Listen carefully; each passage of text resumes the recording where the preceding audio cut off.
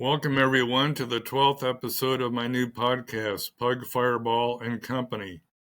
My guest today is Federal Judge Robert Pratt, who has played an important role in the naturalization ceremonies before Iowa Cub games at Principal Park in Des Moines for several years. As in reading your bio, and I also found out that you grew up on a farm near Emmitsburg. I did. You had a brother and two sisters. Your dad farmed, and your Mom worked for the ISU Extension Service. She did. And she retired till the mandatory retirement age. Right. So Judge Pratt graduated from Loras College in Dubuque and Creighton University School of Law in Omaha. He started his practice as a lawyer for the Polk County Legal Aid Society. Then he practiced with two law firms emphasizing criminal defense and plaintiffs' personal injury, workers' compensation, and Social Security disability.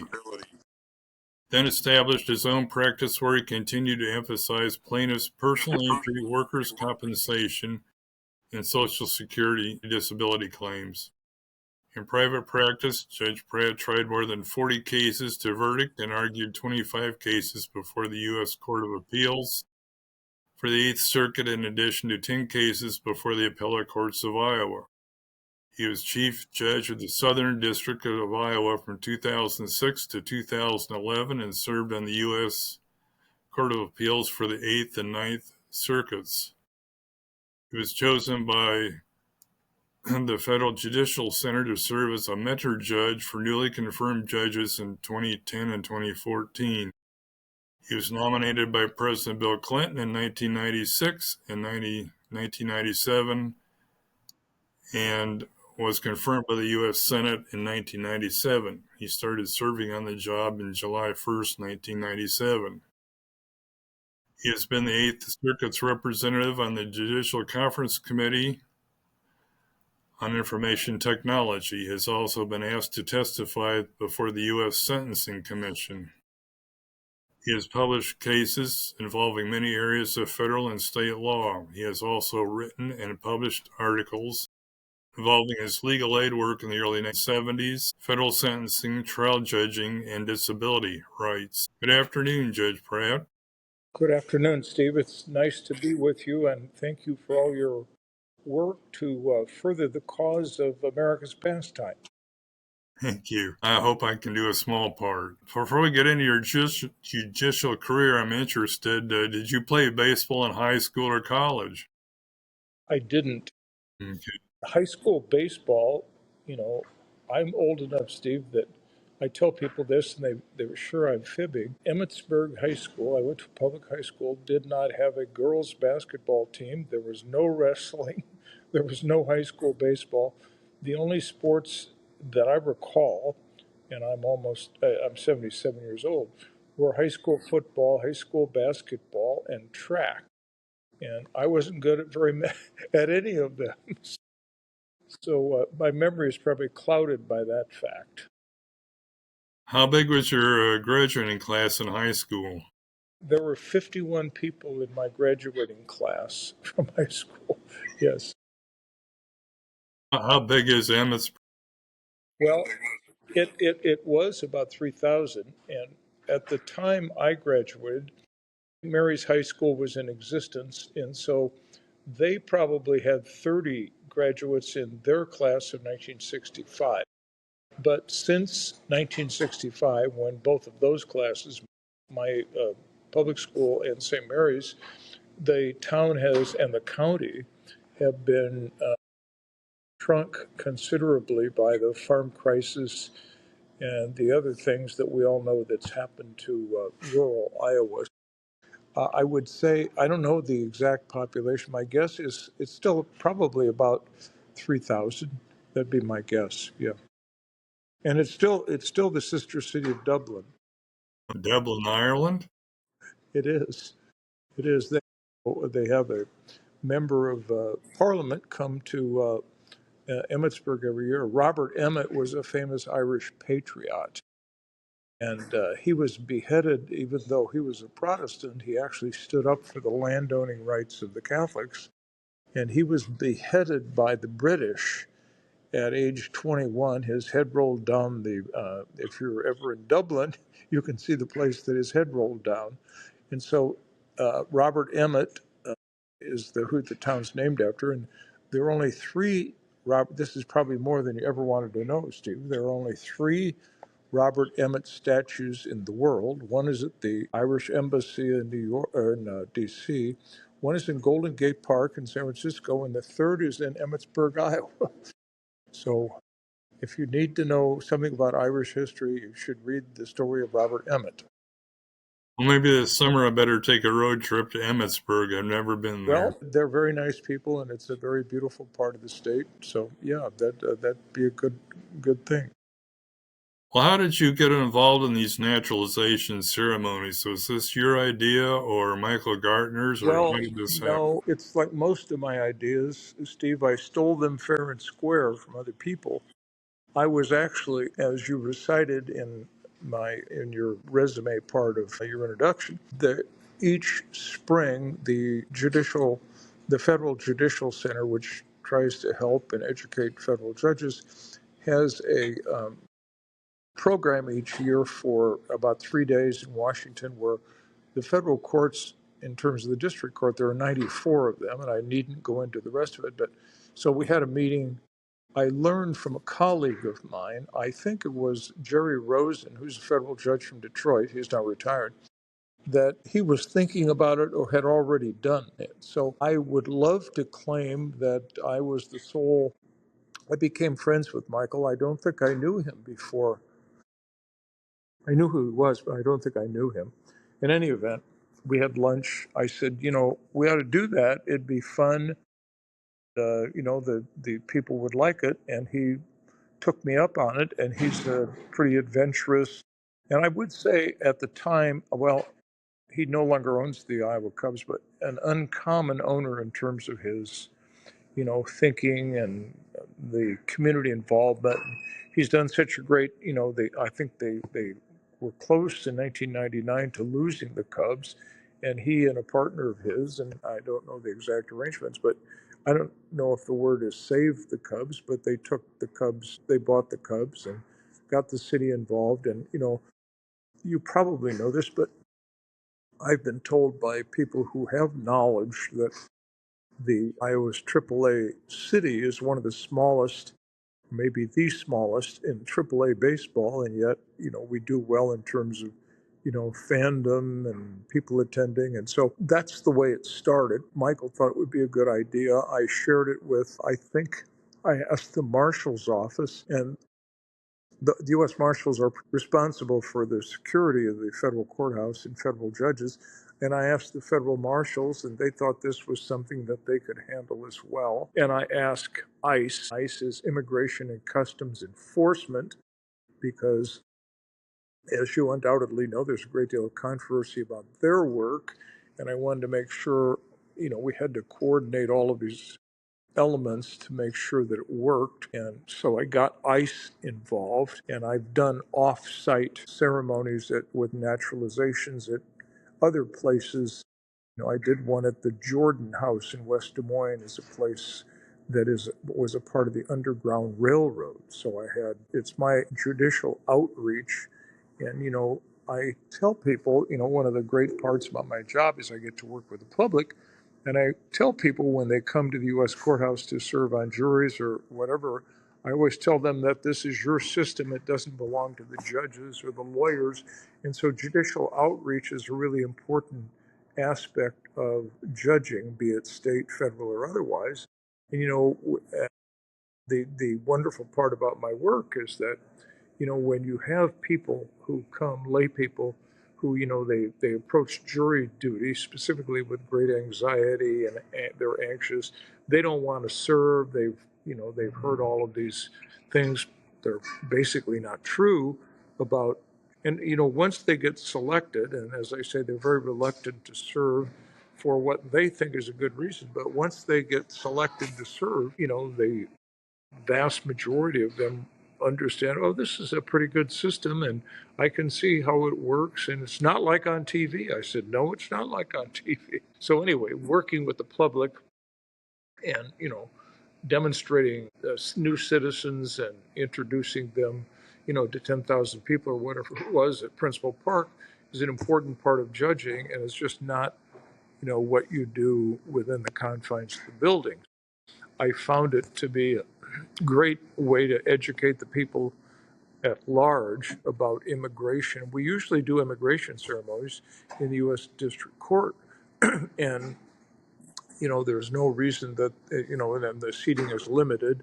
Sometimes we have an overflow room where people can actually watch.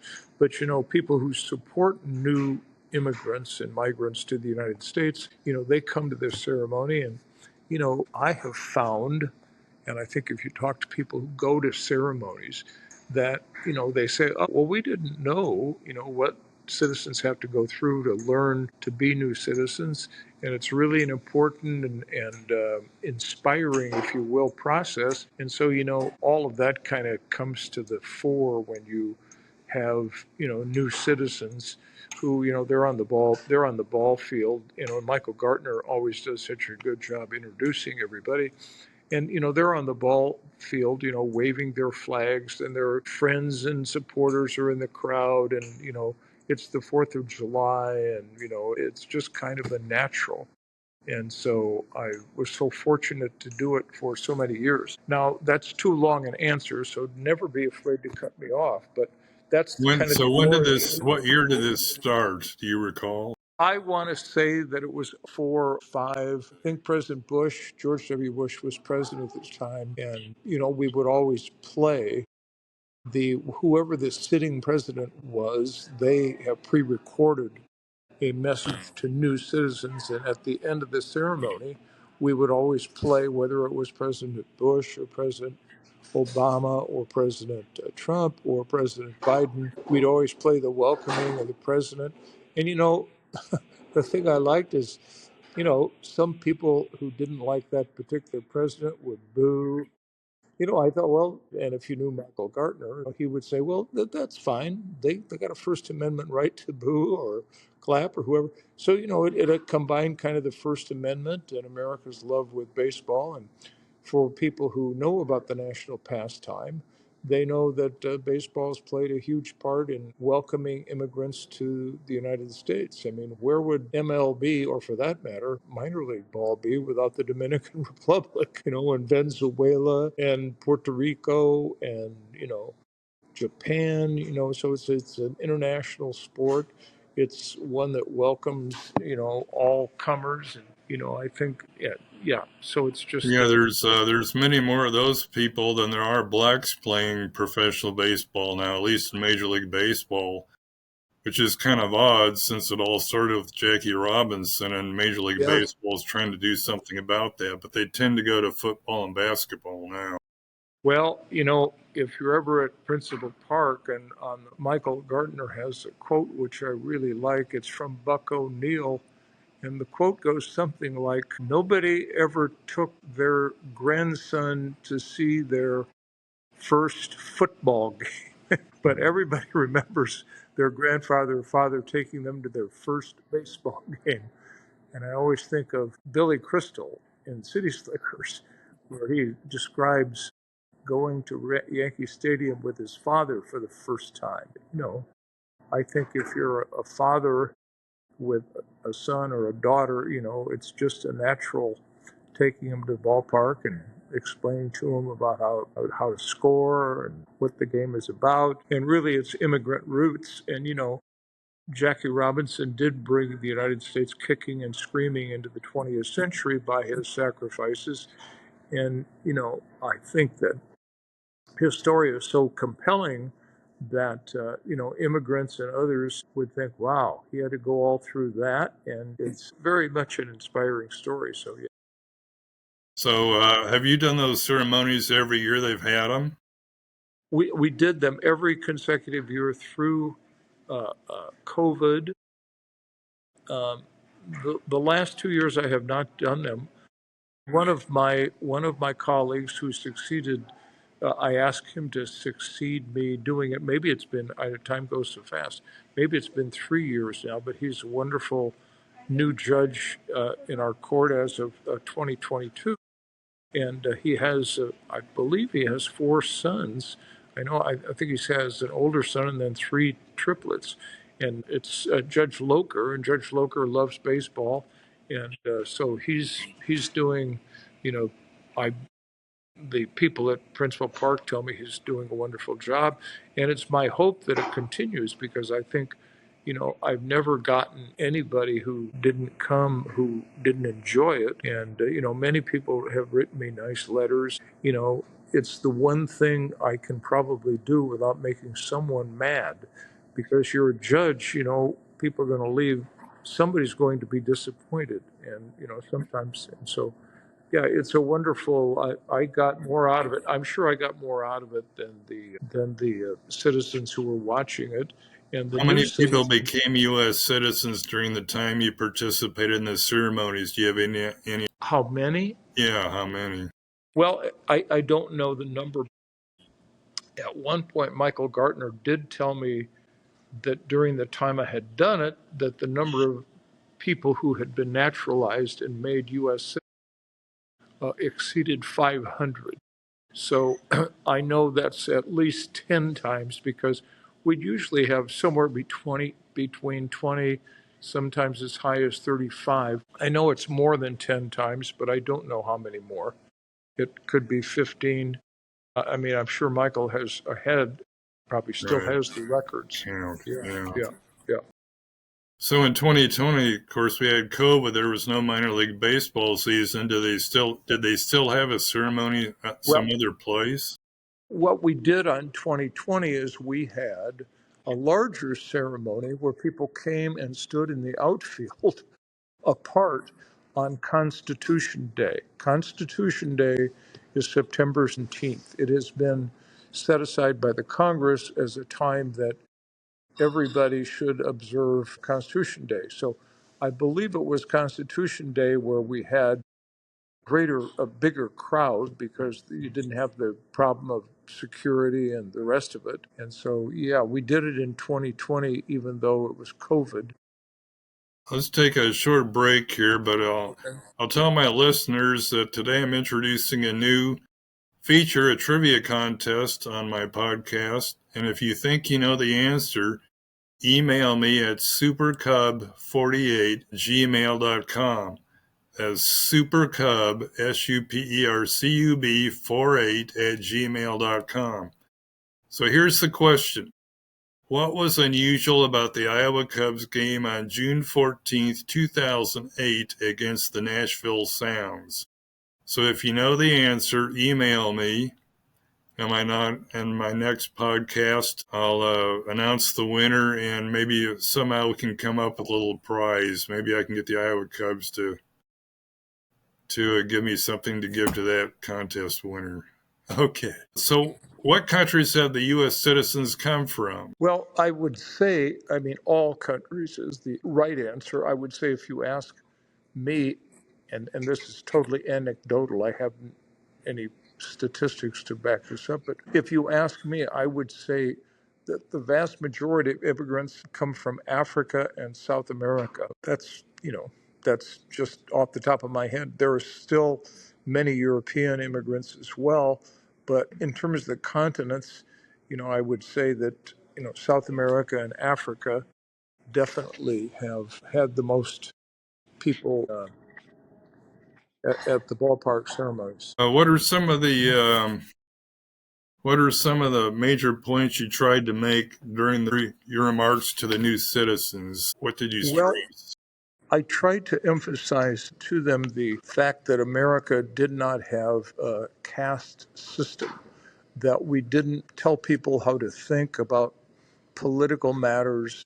It's really economic matters, social matters, what religion. I tried to give what I would think of it in general terms as a libertarian approach that, and emphasizing the responsibility that citizens have to participate. I would talk about voting and jury service and being an important a participant in your civic affairs. But I would also say that, don't think because one group happens to be in control at one time that you must join this group. The importance of emphasizing, minority rights, that because the majority happens to believe one way, that's not indicative that you have to join that. That citizenship is not something you inherit, it's a matter of right. So I tried to emphasize that American citizenship, unlike in many countries, is, something that you have as a matter of right, and it's not dependent upon class or race or religion. And in America, you can be of whatever religion or no religion. You can believe in whatever political views you have on the right or on the left or in the middle. It doesn't matter. No one can tell you what to do. Kind of a libertarian approach. And, I used to quote many of the Supreme Court or historical figures. I recall that I quoted Justice Ruth Bader Ginsburg, who said, America is a great country, and it's a great country because we've recognized our faults and tried to, make amends, be it racial justice and bringing women into the full life of the country. We're a great country because we recognize that we have things that can be improved. And you have a duty as a new citizens to help us improve the country and you know, so that was kind of I would still call it a libertarian or participatory thoughts that I had. So, how were the ceremonies received by the new citizens and other people in the stands at Well, Principal Park? yeah, everybody loved it. I never got while I was at the ballpark. I never got anybody that said, "Well, this is a terrible thing. We shouldn't be doing this." Kind of my first.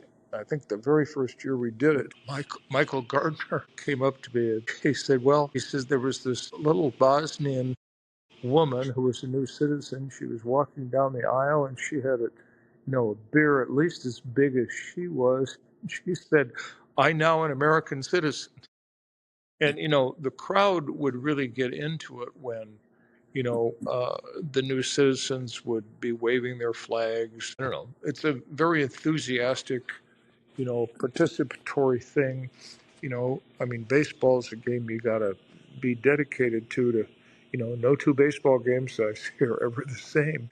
Baseball is kind of a subtle sport. It's not one that you can understand without studying it. I don't want to make it sound too complicated, but unlike this citizenship ceremony is something that I think everybody learns from, because people who have lived here, they just take their citizenship for granted. The things we talk about the libertarian nature of the country, about being able to believe whatever you want and be any kind of politics or religion or that you wanted to, they think, "Oh, well, I didn't know that's what, new citizens do." So I always thought it was a participatory activity. Yes, I ushered for the I Cubs up the mezzanine from 2015 to 2019 and 2022, and I would watch the new citizens, come up to the mezzanine with their families, and just boy, Yeah, how joyous they were, and just like it was the biggest thing in their life that ever happened. yeah, yeah. What can U.S. citizens learn from watching other people become U.S. citizens, or can they learn anything? Well, yeah, they can, take to heart the idea of, citizenship is not supposed to be a spectator sport. That you really get out of it what you put into it, and if you're active in your community in whatever way you want to be active, whether it's a club or whatever, a political party, church, whatever your activities are, that's part of being a citizen and putting your 2 cents in, as it were. And I think that they learned that from, you know, when we do it at the courthouse, we have the Secretary of State's office who's there registering the new citizens to vote. And I think the statistics are new citizens have a higher rate of voting than any other people that live here. And I think one of the scandalous things about our country is the lack of participation in elections compared to, like, Countries in Europe or in Africa, third world countries, have a much higher degree of participation. So I think the new citizens truly value their ability to participate in the community life in the life of their community. And so I think citizens learn that by watching the new citizens. So Thanks, Judge Pratt, for spending part of your day with us. I know we had to overcome some hurdles. To listen to my other podcasts with just guests as Sam Burnaby, Randy Wayhofer, and Alex Cohen of the Iowa Cubs, and former major leaguers Jim Marshall, Byron Brown, and Rich Nye, you can go to www.youtube.com/at Steve Dunn at capital S capital D hyphen. You can also get my book, Pug Fireball and Company 116 Years of Professional Baseball, by going to pugfireballandcompany.com. It's also available at several bookstores in central Iowa. Now, let's not forget about the Chicago Cubs and the Iowa Cubs, even though we're in the 20 below weather.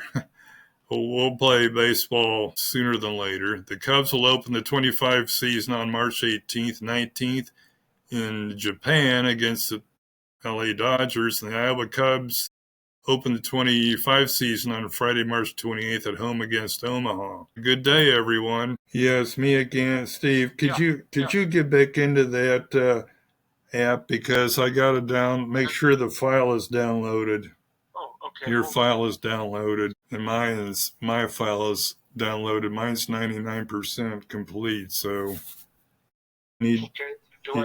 Steve, it says right now view uploads. Yeah, yours probably is not complete yet. Okay. You want me to open it? Yes. Okay. Well, it's got a question. Upload completed. Hit no. Well, I don't see that on my end, and mine's not uploaded yet either.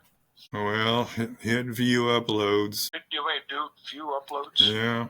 Okay. See what it says. Well, it looks like it's still recording. Yeah, okay, well, yeah, so leave it open. The files have to be downloaded, and it takes, just a few minutes to download everything. Okay, should I leave it open? Yes, yeah. Okay. Right now, it says it's got a picture of some young African-American woman. It says start now, become a host. I assume that's not something I No, you don't want to do that.